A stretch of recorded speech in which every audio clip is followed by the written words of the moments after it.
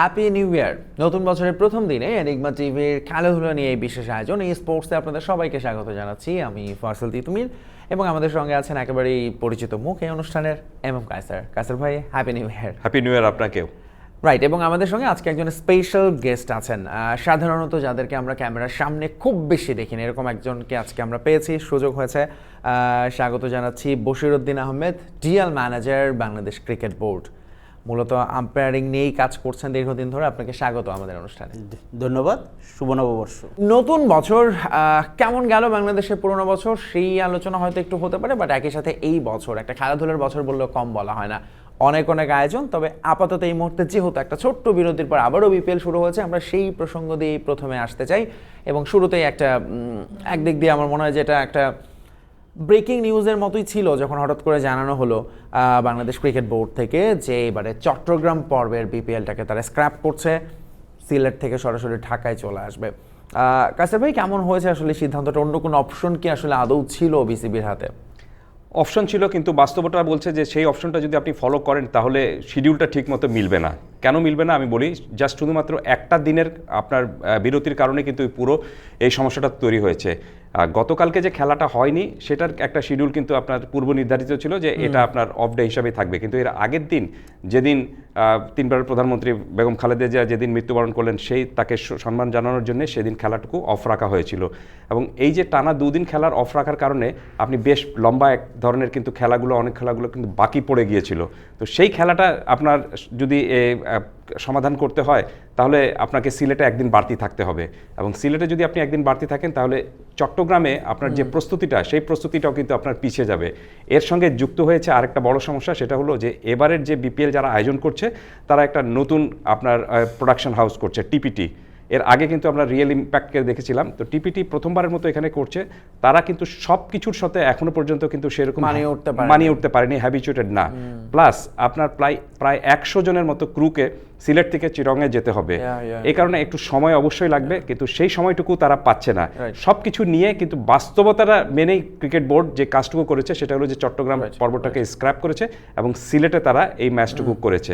So আমার কাছে মনে হচ্ছে যে আপনি অপশনটা যদি বলেন, অপশন একটা ছিল, সেটা হলো যে তখন আপনি এখন দুদিন করে খেলা হচ্ছে সিলেটে, এই বাস্তবতার পরিপ্রেক্ষিতে আপনি এমন করা হতে পারতো যে সকাল 10টা থেকে খেলা শুরু করলেন, একদিনে আপনি 4টা ম্যাচ করলেন।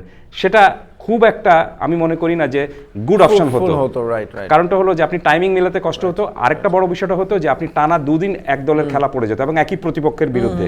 তো সব কিছু মিলে ক্রিকেটেও যে একটা আমেজ থাকতো, সেই আমেজে এক ধরনের ছন্দপতন হতো। এই কারণে ক্রিকেট বোর্ড যে সিদ্ধান্তটা নিয়েছে আমি মনে করি যে এটা খুবই প্রাগম্যাটিক একটা সিদ্ধান্ত। এবং এর সঙ্গে একটু যোগ করি, সেটা হচ্ছে যে বাংলাদেশ দলের ওয়ার্ল্ড কাপের ফ্লাইট, মানে বিশ্বকাপের জন্য চলে যেতে হবে 23 তারিখে। যদি বিপিএল শেষ হয় তার 2-1 দিন পরে 25 তারিখের দিকে। এবং তার চেয়েও বড় কথা, সামনে আসলে ইলেকশন থেকে খুব বেশি দূরে নেই আমরা, এবং তখন আসলে সমস্ত ফোকাস সেখানে চলে যাবে। এই সমস্ত কিছু বিষয় রেখে এটা করা হয়েছে। কিন্তু একই সাথে আমাদের সঙ্গে বশিরউদ্দিন আছেন। একটু আপনার কাছে যেটা জানতে চাইবো, দর্শকদের জন্য এটা নিশ্চয়ই হতাশার, বিশেষ করে চট্টগ্রামের। ইনফ্যাক্ট নোয়াখালী এক্সপ্রেস তারা চিটাগাঙে ট্রাভেল করে গিয়েছিল, সেখানে তাদের জানে যে পরবর্তী ম্যাচ সিলেটে যেহেতু আর খেলা ছিল না, তাদেরকে এখন আবার ব্যাক করতে হয়েছে। চট্টগ্রামের দর্শকদের জন্য এটা নিঃসন্দেহে হতাশার। ডেফিনেটলি হতাশার, কারণ চট্টগ্রাম যারা দর্শক আছেন এবং যারা মানে টিম ক্রু আছেন বা টিমের সাথে যারা জড়িত আছেন বা বিভিন্নভাবে যারা ক্রিকেটের সাথে রিলেটেড আছেন, তাদের জন্য এটা অবশ্যই একটা হতাশার। কারণ যেহেতু চট্টগ্রাম খেলাটা না হয়ে সিলেটে হচ্ছে, তারা ওইখানে অর্থনৈতিকভাবেও লুজার হচ্ছে। খেলা যারা দর্শকরা দেখছে, তারা দর্শকরা খেলা দেখতে পারতেছে না, সেটাও যেমন সত্য, তেমনিভাবে চিটাগাঙে যা যেসব মানে সাপোর্টিং স্টাফ ছিল তারাও অর্থনৈতিকভাবে ক্ষতিগ্রস্ত হলো। একদমই তাই, একদমই তাই। এবং সবচেয়ে বড় বিষয়টা হলো যে চট্টগ্রাম কিন্তু তাদের নিজের মাঠে খেলার সুযোগটা পাচ্ছে না। চট্টগ্রাম দলটা ধরুন একটু তো বিবর্ণ পারফরম্যান্স, আপস অ্যান্ড ডাউনস, হয়তোবা তাদের নিজেদের মাঠে গেলে সাপোর্ট পেলে একটু অন্যরকম হতে পারত। এছাড়া চট্টগ্রামের বিপিএলটা খুব জমে গেছে ভাই, কি বলে হিস্ট্রি? না, তা অবশ্যই অবশ্যই, এবং সবসময় দর্শকরা সেখানে অপেক্ষা করেছিলেন। এবং যেটা আপনি বললেন যে চট্টগ্রাম দলটাকে আবার একটু বিবর্ণ মনে হচ্ছে, তার কারণটা হলো যে আপনি টুর্নামেন্ট শুরু হওয়ার আগে তারা কিন্তু বড় ধরনের সমস্যা পড়েছিল, ওনারশিপে এক ধরনের পরিবর্তনটা এসেছে, yeah. তাদের যে আপনার ফ্র্যাঞ্চাইজি ওনার যারা ছিলেন তারা এটা ছেড়ে দিয়েছেন, ক্রিকেট বোর্ডকে এটা দায়িত্ব করতে নিতে হয়েছে, হয়েছে। দায়িত্ব নিতে হয়েছে, এবং তাদের শুরুটা ভালো হয়নি, প্রথম ম্যাচ তারা বাজেভাবে হেরেছে, সব কিছু মিলে এখন মাঠের পরিস্থিতিতে বা আপনার ফর্ম খুব একটা ভালো নেই তাদের। তো এই সমস্যাটা কাটিয়ে ওঠার জন্য সবচেয়ে বড় যে জিনিসটা দরকার ছিল গ্যালারি থেকে সমর্থন, এবং নিজের মাঠে যখন তারা খেলতো নিশ্চিতভাবে গ্যালারি থেকে একটা বড় সমর্থন তারা পেত, এবং নিজ মাঠে জিততে হবে, এক ধরনের আপনার বাজে অবস্থা থেকে উঠে দাঁড়াতে হবে, এই বাড়তি শক্তিটা বা অনুপ্রেরণাটা তাদের মধ্যে এক ধরনের কাজ করতো, সেটা একটা মানে সমস্যা তারা পড়েছে, কোনো সন্দেহ নেই। তারপরও আমি মনে করি যে আমি সবসময় একটা জিনিস বিশ্বাস করি তুমি, সেটা হলো play the game according to the situation. আমি মনে করি যে সিচুয়েশনে এখন বিপিএল সমস্যাটা তৈরি হয়েছিল, সেই সিচুয়েশন কাভার করার জন্য বিপিএল কর্তৃপক্ষ যে সিদ্ধান্তটি নিয়েছে, ইটস এ পারফেক্ট ডিসিশন। একেবারে বেস্ট অপশন আসলে এটাই তাদের করতে হয়েছে। বসিরউদ্দিন, একটু আপনার কাছে আসি, একটু আমরা টেকনিক্যাল বিষয় নিয়ে আসলে হয়তো আপনার যেহেতু এক্সপার্টাইজ আমরা সেটাই জানতে চাইবো। এইবারের বিপিএল আসলে নতুন অনেক কিছু যুক্ত করা হয়েছে নিয়ম কানুনের ক্ষেত্রে, যেটা আসলে দর্শকদের জানা দরকার, এরকম কোনো কিছু থাকলে একটু আপনি বলতে পারেন। আমার মনে হয় আইসিসি প্রতি বছরই কিছু না কিছু জিনিস নিয়ম কানুন চেঞ্জ করে। তো গত বছর যে চেঞ্জটা হয়েছে সেখান থেকে রিপিট কোনো চেঞ্জ এবছর নাই। হ্যাঁ, তো এখন বিপিএলে এবার আমাদের যে মূল প্রবলেমটা হচ্ছে এখানে, আমি কায়সার ভাই হয়তো করেন যে আমাদের বিপিএল এবার সেরকমভাবে স্টার প্লেয়ার নাই। এটা আপনি বিপিএলের জন্য একটা মানে নেগেটিভ সাইড, কারণ একই সাথে যেহেতু বহির্বিশ্বে আরও অনেকগুলো টুর্নামেন্ট চলছে, ফ্র্যাঞ্চাইজি লিগ চলতেছে, যার ফলে বাংলাদেশ চাইলেও ভালো অনেক প্লেয়ার আনতে পারতেছিল না, এটা একটা সমস্যা। কিন্তু সিলেট পর্বে আমি যেহেতু বিগত অনেক বছর ধরে যে সিলেটে খেলা হচ্ছে, সিলেট পর্বে কিন্তু যথেষ্ট দর্শক হয়, যেরকম থাকুক, বিশেষ করে তাদের সিলেটে যখন হোম ভেন্যু, সিলেটের টিমগুলোতে যথেষ্ট এবারও যে 3টা ম্যাচ হয়েছে সিলেটের মাঠে, সিলেটে প্রচুর দর্শক হয়েছে। রাইট। একটা জিনিস একটু জানতে চাইবো, আপনি যেহেতু বললেন যে স্টার প্লেয়ারের কথা, ধরুন যখন সামনে পোলার্ড বা রাসেল এরকম কেউ থাকে, ওই সময় আসলে আম্পায়ারদের উপর কি এক্সট্রা প্রেশার থাকে যে এরকম আছে আমি তার এগেইনস্টে কোনো ডিসিশন দিতে গিয়ে কোনো হেজিটেশন আসে কিনা? এই ধরনের সমস্যা আম্পায়াররা ফিল করে না, কারণ তার কাছে তো একটা প্লেয়ার, সে কত বড় প্লেয়ার সেটা তার কাছে দেখার বিষয় না। সে খেলতেছে, সে যখন যে আম্পায়ার হিসাবে স্টেমের পিছনে দাঁড়াচ্ছে, তখন তার কাছে এটা মনে হচ্ছে সে একটা প্লেয়ার, এর বাইরে তার কাছে আর কোনো অপশন আছে বলে আমার সেটাই হওয়া উচিত। আমরা একটু আবারও ফোকাস ফেরাতে চাই সামনের টি-20 বিশ্বকাপের দিকে, কারণ সেটার জন্য দল ঘোষণার সময় এখন একেবারে খুব দ্বার প্রান্তে, বাংলাদেশ দল নিশ্চয়ই ঘোষণা দেবে। আমরা একটু যদি দেখি যারা মোটামুটি অটোমেটিক চয়েস, কাসের ভাই পারফরমেন্স কেমন লাগছে? লেটস সে স্টার্ট উইথ আমাদের ওপেনার, টপ অর্ডার ব্যাটসম্যানদের দিয়ে। একটু আপনার কাছে শুনতে চাই বিপিএল এ তারা কেমন করছেন বলে আপনার কাছে মনে হয়? 15 জনের স্কোয়াড যদি হয় তাহলে আপনি দেখবেন যে ম্যাক্সিমাম কারা এখানে টিকবেন বা কারা খেলতে যাচ্ছেন, একটা দুটো জায়গা নিয়ে একটা দুটো একটু ফাইন টিউন কিন্তু আমাদের প্রয়োজন রয়েছে। যেমন ওপেনার নিয়ে আমাদের কিন্তু তেমন সমস্যা নেই, ওপেনিংয়ে যারা এর আগে ভালো করেছিলেন তারাই থাকছেন, এটাতে কোনো সমস্যা নেই। বাট প্রবলেমটা এক জায়গায়, সেটা হলো যে আপনার মিডল অর্ডারে কারা খেলবেন। বাংলাদেশ দলের কিন্তু আপনি গত এক বছরের টি-20 পারফরমেন্স যদি একটু অ্যানালাইসিস করেন, সেখানে দেখবেন যে সবচেয়ে বড় সমস্যার জায়গা কিন্তু এক জায়গায়, সেটা হলো যে মিডল অর্ডার কলাপস। এবং এই কারণে ধরুন অনেক সময় আমরা দেখছি ওপেনারদের চেষ্টা করানো হচ্ছে, এবারও খুব সম্ভবত তাই করা হবে। কারণটা হলো যে আপনি দেখবেন যে এবার বিপিএলে আমরা দেখেছি যে ওপেনিং করতে নামছেন কিন্তু আপনার লিটন দাস, খুব সম্ভবত তিনি ওয়ার্ল্ড কাপে ওপেনিং করবেন কিনা আমি জানি না এখন পর্যন্ত, কিন্তু তিনি এখন এখানে যে ওপেনার হিসেবে খেলছেন খুব ভালো করছেন, খারাপ কোনো কিছু নয়। দ্যাট মিনস তার জায়গাটা কিন্তু সেট, এমন হতে পারে যে তিনি হয়তো মিডল অর্ডারে ব্যাট না করে ওপেনিংয়ে ব্যাট করতে পারেন। এবং নাজমুল হোসেন শান্ত, তিনি ওয়ান ডাউনে খুব ভালো ব্যাট করছেন, এখানে বিপিএলে খেলেছিলেন এবং প্রথম ম্যাচে সেঞ্চুরি করেছিলেন, পরের ম্যাচেও ভালো পারফরমেন্স করেছেন, 3টি ম্যাচ খেলেছেন এখন পর্যন্ত, সেখানে ধারাবাহিকভাবে তার পারফরমেন্স ভালো রয়েছে।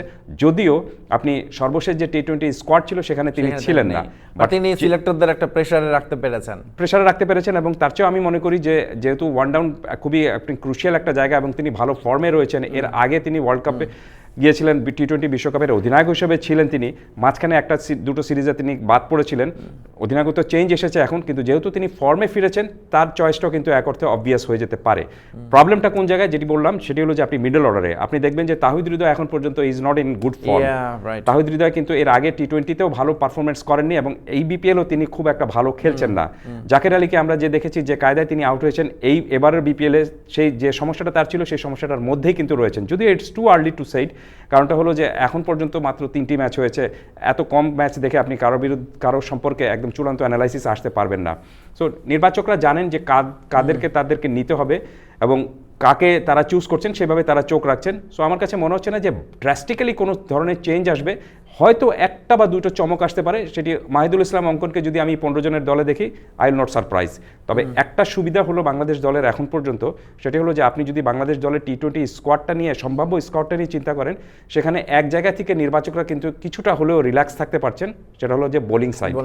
আমাদের বোলিং সাইডটা খুবই সেই স্ট্রং। প্রসঙ্গে যাবার আগে একটু আবার আপনার কাছে আসতে চাই, সেটা হচ্ছে ক্রিকেটে একটা কথা বলা হয়, বিশেষ করে টি-20তে আমরাও শুনি যে আচ্ছা টুর্নামেন্টের আগে রান হতে হবে, 4 ছক্কার খেলা অনেক বেশি রান হতে হবে। ক্রিকেটের নিয়ম কানুন এইসব কি মনে হয় যে অনেক বেশি এখন ব্যাটসম্যান ফ্রেন্ডলি হচ্ছে, বোলারদের জন্য একটু ডিফিকাল্ট এখন? ডেফিনেটলি এটা টি-20 ক্রিকেটটা টোটালি ব্যাটসম্যান ফ্রেন্ডলি, ব্যাটসম্যানদেরই খেলা, এবং দর্শক যারা মাঠে আসেন তারা ওই 4 ছক্কায় দেখতে আসেন, তারা ওই উইকেট দেখতে আসেন না, তারা চান ইয়া হবে, বড় বড় 6 হবে, হ্যাঁ, ব্যাটসম্যানরা ব্যাটিং করবে, বিনোদন হবে। যদি আপনি এন্টারটেইনমেন্টে বলেন তাহলে তো এটা অবশ্যই ব্যাটসম্যানদের ব্যাটিং স্বর্গ, না হলে তো আপনার এন্টারটেইনমেন্টটা হচ্ছে না। হ্যাঁ, এটা কি গেমটাকে একটু ইমব্যালেন্স করে দেয় মনে হয় আপনার কাছে? না, এরকম না, আমার ইনব্যালেন্সটা আমি সেটা বলবো না, কারণ ব্যাটসম্যানদেরকে যদি আপনি ওরা মানে বোলাররা মোটামুটি একটু টি-20 ম্যাচে একটু অসহায়ই থাকে, হ্যাঁ, যে বোলাররা মনে করেন যে ওদের টার্গেট থাকে যে আমি কত কম রান দিতে পারি, এখানে আমি কত উইকেট পাইলাম, সেটা আসলে ইকোনমি রেটটার দিকে তাদের নজরটা বেশি থাকে। এখন যেহেতু টি-20 একটা বিনোদনের খেলা, দর্শকরা বিনোদন করতে আসেন, সেই হিসাবে ব্যাটসম্যানদের রানের উপরই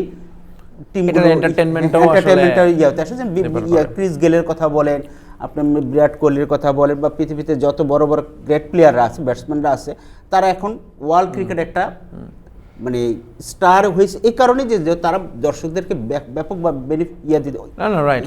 এটা আসলে আমরা এখন যদি আরেকটা লিগও চলছে বিগ ব্যাশের দিকে তাকালে আমরা দেখি কি অদ্ভুত অদ্ভুত খেলা হচ্ছে, ব্যাটসম্যানরা কি বিশাল বিশাল ছক্কা মারে, সেটা ম্যাক্সওয়েল একটা বল ছক্কা মেরে গ্যালারির বাইরে, মাঠের বাইরে। রাইট, আমি একটা বিষয় এখানে একটু যোগ করি, সেটি হলো যে খুব সুন্দর আলোচনাটা হচ্ছিল, আমার একটা অনেক পুরনো একটা গল্প মনে পড়ে গেল, খুব সম্ভবত এটা ক্রিকেটের একদম শুরুর দিকের গল্প, প্রায় 100 বছর হতে পারে। আপনি দেখবেন যে ক্রিকেট ব্যাটসম্যানের খেলা নাকি আপনি বোলারের খেলা নাকি আম্পায়ারের খেলা, এই একটা লজিক ছিল। তো সেখানে ডব্লিউ গ্রেস একদিন ব্যাট করতে নেমেছিলেন এবং প্রথম বলে তিনি বোল্ড হয়ে গিয়েছেন। বোল্ড হওয়ার পর তো আর আম্পায়ারের আঙ্গুল তোলার প্রয়োজন নেই, কিন্তু তারপর তিনি বোল্ড হওয়ার পরও মাঠ ছাড়ছেন না, প্রথম বলে বোল্ড হয়ে গেছেন এবং মাঠ ছাড়ছেন না, তখন আম্পায়ার বাধ্য হয়ে তাকে আঙ্গুল তুলেছে এরকমভাবে যে তুমি আউট। তখন ডব্লিউ গ্রেস হেঁটে এসে বললেন যে তোমার এই আঙ্গুল তোলার জন্য দেখার জন্য কিন্তু ওই যে মাঠের যে গ্যালারিতে যে দর্শক যারা এসেছে তারা কিন্তু আসে নাই, তারা এসেছে আমার ব্যাটিং দেখার জন্য। তো ইটস সেই 100 বছর আগেও এটা ক্রিকেট আপনার যেরকম ভাবে ব্যাটিং ওরিয়েন্টেড ম্যাচ গেম ছিল, এখন 100 বছর বা 200 বছর পরে এসেও এটা বলতে হচ্ছে যে আপনার ব্যাটিং ওরিয়েন্টেড বা ব্যাটসম্যানদের খেলা এটা।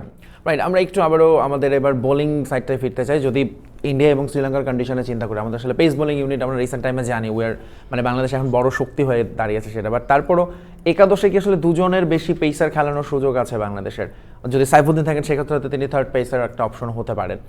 মূলত তো আসলে স্পিন হেভি আমরা একাদশ দেখবো ম্যাক্সিমাম দলের কাছে, কি মনে হয়? ডিপেন্ড অন টু থিংস, একটা হলো যে উইকেট কেমন এবং আপনি কন্ডিশন কেমন, সেই দুটো জিনিস যদি আপনি বিবেচনা করেন, বাংলাদেশের যে 4টা ম্যাচ রয়েছে এই 4টা ম্যাচের মধ্যে কিন্তু আপনি 3টা ম্যাচই রয়েছে কলকাতায়, এবং কলকাতার উইকেট কেমন সেটা কিন্তু এই বাংলাদেশ দল ভালো জানে, এবং বাংলাদেশ দল এর আগেও কলকাতায় খেলে এসেছে। সো আমরা জানি যে কলকাতার উইকেট ড্রাস্টিক্যালি তেমন কোনো কিছু চেঞ্জ হয় না, যদিও একটা ম্যাচ চেঞ্জ হয়েছিল কিছুদিন আগে, আমরা দেখেছি যে কলকাতায় যে টেস্ট ম্যাচ হয়েছে সেটা খুব মানে কম স্কোরের একটা ম্যাচ হয়েছে, সেখানে পেস বোলাররা ভালো সুযোগ পেয়েছিলেন। তো সব কিছু মিলে আমার মনে হয় যে যেহেতু আপনি টি-20 ম্যাচ এবং এটা আপনার গ্লোবাল টুর্নামেন্ট মানে আইসিসি টুর্নামেন্ট, এবং আইসিসি টুর্নামেন্টে আমরা সবসময় জানি যে এটা আপনার ব্যাটিং ওরিয়েন্টেড উইকেট হয়ে থাকে। সো এখানেও ব্যাটিং ওরিয়েন্টেড উইকেট থাকবে এটা নিশ্চিত, কিন্তু তারপরও যেহেতু আপনি ট্র্যাডিশনাল যদি চিন্তা করেন আপনি এখানে, তাহলে আমি নিশ্চিত যে এখানে স্পিনাররাই বাড়তি সুবিধা পাবেন। সো এই 3 ম্যাচে এবং যে প্রতিপক্ষের বিরুদ্ধে বাংলাদেশের খেলা তাদের বিরুদ্ধে বাংলাদেশের স্পিনটাই হতে পারে সবচেয়ে বড় অস্ত্র। সো এখানে 2জন পেসারের বেশি 3জন পেসার নিয়ে বাংলাদেশ খেলবে, আমার মনে হয় না যে এই বিলাসিতার পিছনে বাংলাদেশ যাবে। এবং সেক্ষেত্রে তাসকিন, মুস্তাফিজ, শরীফুল, তানজিম সাকিব এই নামগুলোই তো আসলে আসে সামনে আমাদের পেসারদের কথা বললে। রাইট, এবং তারা খুব ভালো ফর্মে রয়েছেন, কিন্তু আপনি যদি মুস্তাফিজকে দেখেন দুর্দান্ত পেস করে এসেছেন, এবং টি-20তে তাকে যে কায়দায় তিনি বল করেন বা যে জায়গায় তিনি বল করেন, শুরুর দিকে হয়তো করেন না, আপনি পাওয়ার প্লেতে একটা ওভার করেন, তারপরে আপনি মিডলে করছেন এবং শেষের দিকে এসে করছেন, এবং যেভাবে তিনি যে অ্যাঙ্গেলে বল করেন তাকে খেলাটা কিন্তু খুবই টাফ। এবং আমরা দেখেছি যে তিনি এই শেষের দিকে এসে সাধারণত দেখা যায় যে আপনি টি-20তে শেষের দিকে রান বেশি ওঠে, কিন্তু মুস্তাফিজ তার বোলিং অ্যাকশনটা বা বোলিং স্টাইলটা এমনভাবে করেন বা এমন জায়গায় বল ফেলেন যেখানে তাকে পিটিয়ে রান তোলাটা খুব কঠিন হয়ে যায়। আমরা দেখেছি যে এক ওভারে তিনি 3 উইকেট নিয়েছেন এবং শেষের দিকে বোলারের জন্য সবচেয়ে বড় চ্যালেঞ্জের কাজটুকু থাকে টি-20-তে এবং সেই চ্যালেঞ্জে তিনি জিতছেন। আশা করছি যে ফেব্রুয়ারিতে যে টি-20 ওয়ার্ল্ড কাপ যেটা হবে সেখানেও তিনি সেই ফর্মটা বজায় রাখতে পারেন। এক্স্যাক্টলি, আমরা এবারে একটু 2025 সাল যেহেতু পার করে এসেছি সেখানে ফিরতে চাই। কেমন গেল বাংলাদেশে আপনার কাছে মনে হয়? গত বছরটা একটু তো আপস অ্যান্ড ডাউনস ছিল এবং খুব একটা ভালো আসলে মোটা দাগে বলা যায় না বাংলাদেশের ক্রিকেটের জন্য। আমাদের মূল প্রবলেমটা হচ্ছে আমাদের ধারাবাহিকতার অভাব। জি জি, আমরা একটা ম্যাচ জিততেছি, খুব ভালোভাবে জিততেছি, তারপরে দেখা যায় যে সেটাকে যে আমি কন্টিনিউ করে যাব, হ্যাঁ, সেই জায়গাটা আমরা ধরে রাখতে পারি না। আমাদের সেটা ব্যাটসম্যানদের কথাও বলেন বা টিমের কথাও বলেন। আমরা একটা ওয়ানডে টিম হিসাবে একটা স্ট্যান্ডার্ড পজিশনে দাঁড়িয়ে গেছিলাম, কিন্তু আমাদের সেই জায়গাটাও এখন আমরা ধরে রাখতে পারতেছি না। সেখান থেকে আমরা একটু বিচ্যুত হয়েছি। এখন আমাদের যেহেতু কিছু সিনিয়র প্লেয়ার ছিলেন তারা চলে গেছে, নতুন প্লেয়াররা আসছে, তারা টিমের সাথে খাপ খাওয়াতে পারতেছে না বা তাদের একটু সময় লাগতেছে। আমার বিশ্বাস যে তারা যদি তাদের মানে যেই জাত, সে জাত অনুযায়ী তারা যদি তাদের সহজাত ক্রিকেটটা যদি খেলতে পারে, আমার ধারণা মানে বিগত বছরে আমরা যেই বাংলাদেশকে দেখেছি তার চেয়ে বেটার টিম আমরা হয়তো আগামী বছর এই বছর থেকে দেখব। আমরাও সেটা চাই। এবং এই বছর বাংলাদেশের সামনে বড় চ্যালেঞ্জ, এবং একটা বড় চ্যালেঞ্জ হচ্ছে 2027 যে বিশ্বকাপ, সেটার টিকিট কিন্তু এই 2026 সালে মিলবে বাংলাদেশের সামনে। 23টা ওয়ানডে কায়সার ভাই, এবং এই ওয়ানডেগুলো খুবই গুরুত্বপূর্ণ, যে কারণে মুস্তাফিজকে আইপিএলের মাঝখানে নিউজিল্যান্ড সিরিজের জন্য আনা হচ্ছে। কারণ হচ্ছে টপ 8 থেকে বিশ্বকাপটা নিশ্চিত করতে হবে। আপনার কাছে শুনতে চাই বাংলাদেশের এই বছর আসলে চ্যালেঞ্জেসগুলো কি হবে, মেইন চ্যালেঞ্জ? সেটা ওয়ানডে ক্রিকেটের চ্যালেঞ্জটা, কিন্তু তার আগে বাংলাদেশকে টি-20 চ্যালেঞ্জটাই জিততে হবে। টি-20 বিশ্বকাপ যেটা সামনে ফেব্রুয়ারিতে ম্যাচ রয়েছে, বাংলাদেশের ইংল্যান্ড এবং ওয়েস্ট ইন্ডিজ রয়েছে বাংলাদেশ দলে। নিশ্চিতভাবে সেখান থেকে কিন্তু অন্তত 2টো ম্যাচ তো অবশ্যই বাংলাদেশ দলকে জিততে হবে যদি আপনি পরবর্তী পর্বে যেতে চান। সো সেই চ্যালেঞ্জটুকু বাংলাদেশ দলের রয়েছে। আর আপনি যেভাবে বলছিলেন যে ওয়ানডেতে বাংলাদেশ দল খুব একটা ভালো ফর্মে নেই এখন, আপনি যদি পিছনের গত বছরের হিসেবটা করেন সেখানে দেখবেন যে আমরা কিন্তু ওয়ানডের তুলনায় বা টেস্টের তুলনায় টি-20তে ভালো করেছি। আমরা পাকিস্তানকে হারিয়েছি, আমরা আয়ারল্যান্ডকে হারিয়েছি, আমরা শ্রীলঙ্কার মাটিতে হারিয়ে এসেছি, বেশ ভালো পারফরমেন্স আমরা করেছি এবং সে বছরের শেষটাও আমাদের এক অর্থে বলা যায় যে খুব পজিটিভলি কেটেছে। আমরা আয়ারল্যান্ডকে বাংলাদেশের মাটিতে হারিয়েছি টেস্টে। তো সব কিছু মিলে আমার কাছে মনে হচ্ছে যে পেছনে কি হয়েছে সেই হিসাব করে আপনার লাভ নেই, আপনি সামনে কিভাবে এগোবেন সেই চিন্তাটুকু করতে হবে। সেই চিন্তার ক্ষেত্রে সবচেয়ে বড় যে জায়গাটুকু সেটা হলো যে আপনি যেভাবে বলছিলেন যে 2027 যে ওয়ার্ল্ড কাপ, সেই ওয়ার্ল্ড কাপের টিকিটটা আমরা এখনও কনফার্ম করিনি। আমাদেরকে টিকিটটা কনফার্ম করতে হলে র্যাঙ্কিংয়ে 9-এর মধ্যে থাকতে হবে এবং সেটার জন্য 2027 সালের 31 মার্চ পর্যন্ত সময়টুকু আমাদের সামনে রয়েছে। 23টা ওয়ানডে রয়েছে এবং এই 23টা ওয়ানডের মধ্যে কিন্তু অনেক বড় দলগুলির বিরুদ্ধে খেলতে হবে। আমি বড় বলবো না, আমি বলবো যে বাংলাদেশের চেয়ে শক্তিমত্তায় এবং র্যাঙ্কিংয়ে এগিয়ে রয়েছে যারা, তাদের সাথেই খেলতে হবে। অস্ট্রেলিয়ার সাথে খেলা রয়েছে, পাকিস্তানের সাথে খেলা রয়েছে, ওয়েস্ট ইন্ডিজ, জিম্বাবুয়ে, আয়ারল্যান্ড সবার সাথে রয়েছে, সো নিউজিল্যান্ডের সাথেও রয়েছে। সো এই 23টা ম্যাচের মধ্যেই কিন্তু বাংলাদেশ দলের ভাগ্য নির্ভর করবে যে আমরা র্যাঙ্কিংয়ে কত দূর যেতে পারবো। র্যাঙ্কিংয়ে যদি 9-এর মধ্যে আমরা থাকতে পারি তাহলে অটোমেটিক চয়েস আমরা ওয়ার্ল্ড কাপ খেলবো, আর যদি না থাকতে পারি তাহলে আমাদেরকে বাছাই পর্বে খেলতে হবে, হুইচ ইজ কোয়াইট আনসার্টেইন যে আপনি বিশ্বকাপে খেলতে পারবেন কিনা। জানি যে বাছাই পর্ব থেকে ধরুন জিম্বাবুয়ে কয়েক বছরই তারা বাদ পড়ে গেছে বিশ্বকাপে খেলতে পারেনি, ওয়েস্ট ইন্ডিজকেও বাছাই পর্ব পেরোতে হয়েছে, শ্রীলঙ্কাকেও ইনফ্যাক্ট। তবে আমরা ওয়ানডে টি-20 নিয়ে কথা বললাম, এগেইন টেস্ট চ্যাম্পিয়নশিপও কিন্তু চলবে এবং সেখানে বাংলাদেশের জন্য বিরাট বড় বছর, কারণ 10টা হোম অ্যান্ড অ্যাওয়ে টেস্ট আছে। Opponent like Australia, south Africa, এই সমস্ত দলগুলোর সঙ্গে খেলতে হবে বাংলাদেশকে। টেস্টের জন্য আমার মনে হয় বাংলাদেশ একটা ভালো সময় মাঝখানে পার করছিল, সেটাতেও একটু আমরা নিচের দিকে নেমেছে পারফরমেন্স। এই বছর আবারও সেই গ্রাফটা উপরে তোলার সুযোগ আছে কিনা? সুযোগ রয়েছে এবং বাংলাদেশ এবছর যেটা খুবই ইউনিক একটা বছর হবে টেস্ট ক্রিকেটের জন্য, যে সব মিলিয়ে আমি হিসাব করে দেখেছি যে 10টা টেস্ট ম্যাচ বাংলাদেশ খেলবে এবং এই 10টা টেস্ট ম্যাচের মধ্যে বড় মানে শক্তিশালী দলগুলোও কিন্তু রয়েছে। আপনি আফগানিস্তানের সাথে রয়েছে, আপনি ওয়েস্ট ইন্ডিজের সাথে, অস্ট্রেলিয়ার সাথে, অস্ট্রেলিয়ার মাটিতে গিয়েও খেলা রয়েছে, আবার সাউথ আফ্রিকায় গিয়েও আমাদের খেলাটুকু রয়েছে। সো টেস্ট ম্যাচের জন্য অনেক বড় চ্যালেঞ্জের একটা সিরিজ হবে, বছর হবে বাংলাদেশ দলের জন্য 2026। পেছনেটা আপনি শুরুর দিকে টেস্ট ম্যাচ আমাদের ভালো কাটেনি, কিন্তু শেষের দিকে এসে আমরা সেটা কিছুটা কাভার আপ করতে পেরেছিলাম। So test match is the ultimate cricket. আপনি এই ক্রিকেটে যদি আপনি ভালো করতে পারেন, আপনি দেখবেন যে বাকি দুই ফরম্যাটের যে ক্রিকেট রয়েছে সেখানেও কিন্তু আমরা সেখানে প্রভাবটা অবশ্যই পড়বে। আর বাংলাদেশ দলের হিসেবটা আপনি যদি করেন, দেখবেন যে আপনি এখানে টেস্টে যারা খেলেন, টি-20 এবং ওয়ানডেতে যারা খেলেন, সব কিন্তু একই বাঞ্চের খেলোয়াড়। এমন না যে আপনি একদম পুরো আলাদা দল রয়েছে, তা কিন্তু না। সো এখানে টেস্ট ম্যাচে যদি আপনি ভালো পারফরমেন্স করতে পারেন, তাহলে যে চ্যালেঞ্জের কথা আপনি বলছেন টি-20 এবং ওয়ার্ল্ড কাপ, এই ওয়ানডেতে, আমি মনে করি যে সেই দুটোও কভার আপ করা সম্ভব। নিঃসন্দেহে ক্রিকেটারদের স্কিল ওখানে আসলে তখন অটোমেটিক্যালি ডেভেলপ হয়। টেস্ট, ওয়ানডে, টি-20 তিনটা ফরম্যাট এখন, যদিও টি10 চলে এসেছে, 100 চলে এসেছে, যদি অফিসিয়াল ফরম্যাট এখনও আইসিসিতে সেগুলো নন, কিন্তু স্বীকৃত তিনটি ফরম্যাটে আম্পায়ারদের কাজ খুবই খুবই ক্রুশাল থাকে। সারাক্ষণ তাদেরকে এখন আতশ কাচের নিচে থাকতে হয়। টেকনোলজি একটা বিগ পার্ট প্লে করছে। বিং অ্যান আম্পায়ার, বা আপনি এটা নিয়ে কাজ করছেন, ডিএল এর সঙ্গে আছেন, ডাকওয়ার্থ লুইস মেথড, কোন জায়গাটায় আপনাদেরকে মনে হয় যে বেশি আপনারা স্বচ্ছন্দ বোধ করেন, বা কোনটাকে, যেরকম ক্রিকেটকে মনে হয় টেস্ট, যেটা কাছে ভাই মাত্রই বললেন আলটিমেট গেম, আপনাদের কাছে কি মনে হয় আম্পায়ারদের কাজের অভিজ্ঞতাটা আসলে কোথায়? অ্যাজ এ আম্পায়ার তার কাছে তিনও মানে টেস্ট বলেন, টি20 বলেন, ওয়ানডে বলেন, সবগুলি একই অ্যাজ এ আম্পায়ার হিসাবে। কিন্তু আপনি যদি মনে করেন যে টেস্টটা অনেকটাই মনে করেন যে আম্পায়ারদের এনজয়েবল খেলা, তো টেস্ট ক্রিকেটটা যেমন প্লেয়ারদের জন্য যেমন, দর্শকদের জন্য তেমন, আম্পায়ারদের জন্য যথেষ্ট। কারণ টেস্ট ক্রিকেটটা কিন্তু একটা জিনিস দেখবে, ওয়ানডে এবং টি20 জিতায় কিন্তু ব্যাটসম্যানরা, এটা টোটালি ব্যাটসম্যানদের খেলা। যে টিমে ভালো ব্যাটসম্যান থাকে মোটামুটি তারাই ডোমিনেট করে। কিন্তু টেস্ট কিন্তু টোটালি ডিপেন্ডস অন বলার, কারণ বলারদেরকে 20টা উইকেট নিতে হয়। কারণ যে টিমে ভালো বলার থাকবে সেটাই ভালো টিম হবে। আপনি শ্রীলঙ্কার দেখেন, এক মুরালিধরন আর চামিন্দা বাস, শ্রীলঙ্কার টিমকে টেস্ট যা তারা যখন ছিল টেস্টে কোথায় নিয়ে গেছে, তাদের গ্রাফটা কোথায় নিয়ে গেছে। ইন্ডিয়াতে কিন্তু অনেক ভালো ভালো ব্যাটসম্যান ছিল, কিন্তু তাদের কিন্তু সেই ধরনের কোনো বলার ছিল না বলে কিন্তু তারা টেস্টে কোনো ফাইট করতে পারে নাই, তাই না? বিদেশে গিয়ে তারা তাদের দেশের মাটিতে হয়তো স্পিন সহায়ক পিস করে কিছুটা বেনিফিট পাইলেও দেশে বাইরে গিয়ে তারা কিন্তু সেরকমভাবে জ্বলে উঠতে পারেনি। বাংলাদেশের ক্ষেত্রে তাই, বাংলাদেশে আমি এখনও মনে করেন যে বাংলাদেশের যথেষ্ট ভালো বোলার আছে, এতে কোনো সন্দেহ নাই। কিন্তু দেশের বাইরে গিয়ে মানে 20টা উইকেট নেওয়ার মতো বোলারের, আমি কায়সার ভাই আমার সাথে একমত হবেন কিনা, এখানে একটু আমাদের হ্যাঁ, এখানে আমাদের আচ্ছা, একটু আমরা শেষ দিকে চলে এসেছি, খুব সংক্ষেপে একটু আমি আপনার কাজের ব্যাপারে জানতে চাই। মানে একটা ম্যাচে আসলে সাধারণত আমরা দেখি ফার্স্ট আম্পায়ার থেকে, মানে field umpire, TV umpire, fourth umpire থাকে, ডিএল ম্যানেজার নিয়ে আসলে কখনোই খুব বেশি আলোচনা হয় না। ডিএল আম্পায়ারও তার মানে একজন থাকতে হয় মাঠে, তাদের আসলে কাজটা কি হয়, আপনাদের রোল, জব রোলটা যদি একটু বলেন। ডিএল ম্যানেজার হচ্ছে মূলত আপনার যদি কোনো খেলা ইন্টারাপ্ট হয়, ইন্টারাপ্ট হলে তাকে একটা টার্গেট দিতে হয়। আমি যদি একটু উদাহরণ দিয়ে বলি যে প্রথম দল 50 ওভার ব্যাটিং করলো, সে তারা 50 ওভারে 250 রান করলো।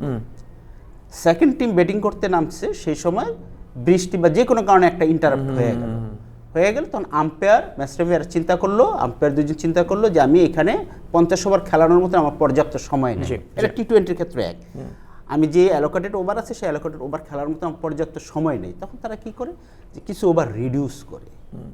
এখন রিডিউস করলে তো সেকেন্ড টিমকে একটা টার্গেট দিতে হবে, তাই না? আমি যে 5 ওভার বা 10 ওভার যে রিডিউসটা করলাম, তখন সেকেন্ড টিমের টার্গেটটা কি হবে, ওই টার্গেটটা বের করার দায়িত্বটা হলো ডিএল ম্যানেজারের। তিনি তখন একটা সফটওয়্যার, আমাদেরকে আইসিসির থেকে একটা সফটওয়্যার দেওয়া হয়, এটা 2 বছর 3 বছর পরই চেঞ্জ হয়, হ্যাঁ আপডেট হয়। তো আমরা ওই সফটওয়্যার দিয়ে একটা কাজ করি, ওই সফটওয়্যারটা দিয়ে আমরা ল্যাপটপের সাহায্যে কাজটা করে আমরা একটা টার্গেট তাদেরকে সেট করে দিই। হ্যাঁ, তখন আমরা এই টিমে যে দেখা গেল যে আমরা বললাম যে তোমাদের 40 ওভার খেলা হওয়ার কথা, 50 ওভার খেলা হওয়ার কথা, 10 ওভার কাটেল হয়েছে, রিডিউস হয়েছে, 40 ওভারে তোমাদের টার্গেট হচ্ছে। তখন সেকেন্ড টিম ওই টার্গেটটা নিয়ে খেলে। আর ডিএল এর কাজটা হলো মূলত এইটাই। এবং একটা প্রশ্ন আমি একটু করে দিই, সেটা হলো যে আপনারা যে খেলাটা রিডিউস করেন, মানে যে ওভারগুলো রিডিউস করবেন, সেই রিডিউস ওভারটা মানে আপনার হিসেবে আসে কিভাবে যে এই ওভারগুলো আমরা রিডিউস করব? না, এই ওভার না, আপনি সরাসরি ওভার রিডিউস করে দিবে। সরাসরি ওভার রিডিউস করলাম, কিন্তু সেই ওভারে ধরেন আপনি 5 ওভারে যে আগের দল যে রান করছিল সেই রানগুলো এখানে হিসেবে আসবে কিনা? এখানে কোনো হিসাব, এটা হচ্ছে কি আপনার এটা হলো পার্সেন্টেজ। হ্যাঁ, এখানে আপনার এটাকে বুঝাইতে গেলে অনেকই হবে, লম্বা হবে। আমি শুধু এতটুকুই মানে শর্টকাটে যে জিনিসটা বলি যে আপনি প্রথম ওভারে, আপনি প্রথম টিম খেললো 50 ওভার, 50 ওভারে 250 রান করলো, এখানে সে কোন ওভারে কত রান করছে সেটা কোনো এফেক্টিভ না। সেকেন্ড ওভারে যে সেকেন্ড ইনিংস যে টিমটা খেলতে গেল, সে 50 ওভার 30 ওভার খেলার সময় বৃষ্টি হইলো বা এনি কাইন্ডস অফ কারণ ইন্টারাপ্ট হইলো, তখন তাকে আম্পায়াররা 2 জন হিসাব করে দেখলো, যারা মাঠ ফিল্ড আম্পায়ার আছেন, রিজার্ভ আম্পায়ার, তার হিসাব করে দেখলো যে আমার পক্ষে তো 50 ওভার খেলানো সম্ভব না, আমার পক্ষে সম্ভব হলো 40 ওভার খেলানো। সে 10 ওভার রিডিউস করে দিল। এখন আমাকে ওই 40 ওভার ইনপুট দিয়ে আমাকে টার্গেটটা বের করে দিতে হবে। বুঝতে পারছি, তার মানে এটা হলো যে সেকেন্ডে যারা ব্যাটিংটা করবে বা যারা তাদের ব্যাটিং এর উপর ওটা তাদের কিন্তু জটিলতাটা বেশি। মানে আপনি রাইট, মানে ওই 30 ওভারে সে কত রান করেছে তার উপর ডিপেন্ড করবে নেক্সট 10 ওভারে তার টার্গেটটা কেমন হবে। আবার এখানে উইকেট ফলের একটা ব্যাপার আছে, উইকেট যদি দেখা গেল যে তার উইকেট বেশি পড়ে গেছে, তখন তার কি হবে, টার্গেটটা বাইরে যাবে। আর যদি তার উইকেটটা কম থাকে তাহলে টার্গেটটা কমে আসবে।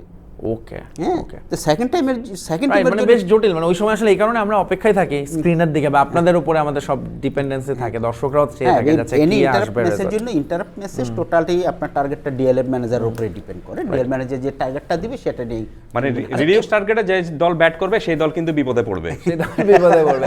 আচ্ছা, আমরা একটু অপ্রিয় টপিক দিয়ে শেষ করতে চাই, যেহেতু আজকে আমাদের সঙ্গে আমরা ভাইয়াকে পেয়েছি, বা সাদা চোখে দর্শকদের মধ্যে এখন এই কনসেপশন আছে বাংলাদেশের আম্পায়ারদের মান ভালো না। যদিও রিসেন্ট টাইমে আমরা দেখছি এলিট প্যানেলে আমাদের সৈকত ভাই কাজ করছেন, মুকুল ভাইরা উঠে আসছেন, বাট স্টিল আম্পায়ারিং নিয়ে বিশেষ করে ঘরোয়া ক্রিকেটে প্রচুর সমালোচনা হয়। নতুন বছর নিশ্চয়ই নতুন ক্রিকেট বোর্ডের অধীনে আম্পায়ারদের জন্য আসলে কি মেসেজ আছে, বা তারা আসলে ঠিক কীভাবে এই প্রথমত তাদের প্রতি এই অভিযোগটাকে খণ্ডন করবেন এবং নিজেদের মানটাকে আরেকটু উন্নত করার জন্য কাজ করবেন? দেখুন, যেখানে রায়ের ব্যাপার আছে, বিচারের ব্যাপার আছে, সেখানে বিতর্ক থাকবে।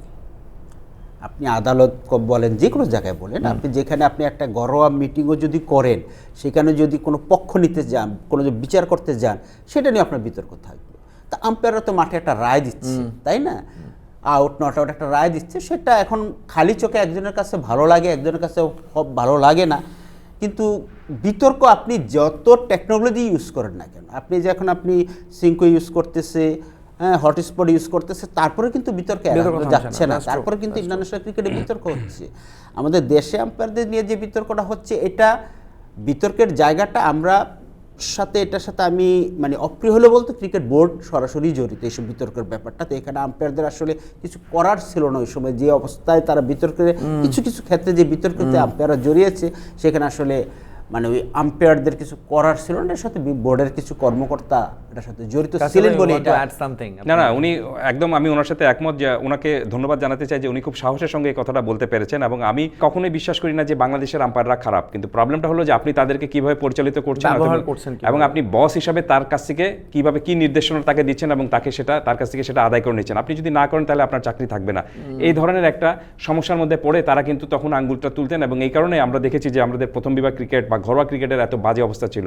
তো তারা সেখানে নিরপেক্ষভাবে ছিলেন না, তারা নিশ্চিতভাবে কিন্তু কোনো একটা দলের পক্ষে আঙ্গুল তুলতেন, এবং এই জটিলতার কারণে কিন্তু বাংলাদেশের ক্রিকেট অনেক পিছিয়ে গিয়েছে। তবে সুখের বিষয়টা হলো যে তারা সেই সমস্যাটা বুঝতে পেরেছেন, এবং বাংলাদেশ ক্রিকেট বোর্ডও সেটা বুঝতে পেরেছে, এবং সেই সমস্যা থেকে কিভাবে নিষ্কৃতি পাওয়া যায় সেই কারণে বাংলাদেশ ক্রিকেট বোর্ডও চেষ্টা করছে, চিন্তাটাও করছে। আর যেভাবে আপনি বললেন যে এখন ইন্টারন্যাশনালি অনেক ম্যাচ বাংলাদেশের আম্পায়াররা কিন্তু পরিচালনা করে থাকেন, এবং বাংলাদেশের আম্পায়ারিং নিয়ে আমি মনে করি না যে আম্পায়ারিংয়ের এই ক্ষেত্রে বাংলাদেশের আরও ক্রিকেটটাকে এনহ্যান্স করার সুযোগটা রয়েছে। একজন দুজন না, আমি মনে করি যে আরও অনেকে ইন্টারন্যাশনালি যে আপনি এলিট প্যানেলের সাথে যুক্ত হওয়ার মতো যোগ্যতা অনেক ক্রিকেটার আম্পায়ার রয়েছে, তারা সেটা করবেন। আমি একটা জিনিস বিশ্বাস করি, সেটা হলো যে umpire is a thankless job. আপনার কাছে যখন আপনি ব্যাটসম্যান হিসাবে থাকবেন, আপনার কাছে মনে হবে যে না, এলবিডব্লিউটা হয়নি, আর যখন আপনি বোলার থাকবেন তখন মনে হবে যে না, এর চেয়ে পারফেক্ট এলবিডব্লিউ আর হতেই পারে না। তার চেয়েও বড় বিষয়টা হলো যে আমরা টেলিভিশনের রিপ্লে দেখছি, হটস্পটে দেখছি, তারপরে সিদ্ধান্তে আসতে পারছি, কিন্তু যখন একজন আম্পায়ার আপনি 22 গজের এ প্রান্ত থেকে দেখেন, তখন তাকে সিদ্ধান্তটা দিতে হয় মানে ফ্র্যাকশন অফ সেকেন্ডে, মানে ন্যানো সেকেন্ডে তাকে সিদ্ধান্তটুকু নিতে হচ্ছে। মাঠের বাইরে এই যে 50,000 দর্শক রয়েছে, ওই প্রান্তে যিনি ব্যাট করছেন তিনি খুব তারকা ব্যাটার, এই প্রান্তে যিনি বোলার রয়েছেন তিনিও খুব তারকা বোলার। তো এত দিক থেকে প্রেশারটুকু সামাল দিয়ে আপনি যে সিদ্ধান্তটুকু দিচ্ছেন, আমি মনে করি যে সেই সিদ্ধান্ত দেওয়ার সাহস যদি ঠিকমতো না থাকে, তাহলে আম্পায়ারিং করতে পারবেন না। সো আম্পায়ারিং খুবই কঠিন কাজ, এবং আম্পায়ার অনেক সময় সঠিক সিদ্ধান্ত দিলেও আপনি দেখবেন যে অনেকে বলবেন যে আরে দূর, এটা ভুল সিদ্ধান্ত হয়েছে। সো দিন শেষে umpire is a thankless job, কিন্তু সেই থ্যাঙ্কলেস জবটাই তাদেরকে করতে হচ্ছে। রাইট, এবং এটার জন্য আমরা থ্যাংক ইউ দিতে চাই আপনাদেরকে। অসংখ্য ধন্যবাদ বশিরউদ্দিন আহমেদ আমাদের সঙ্গে যোগ দিয়েছিলেন, টিআল ম্যানেজার। দর্শকদেরও ধন্যবাদ। জি, এবং কায়সার ভাই, আমরা শেষ করতে চাই আজকের এনিগমা টিভির এই স্পোর্টসের আয়োজন। যেহেতু বিপিএল চলছে এবং সামনে টি20 বিশ্বকাপ আসছে, আরো অনেক কথা হবে, দেখা হবে আগামী সপ্তাহে। আজকের মতো বিদায় নিচ্ছি আমি ফয়সাল তিতুমির। ভালো থাকবেন সবাই, শুভকামনা, শুভ নববর্ষ আরও একবার।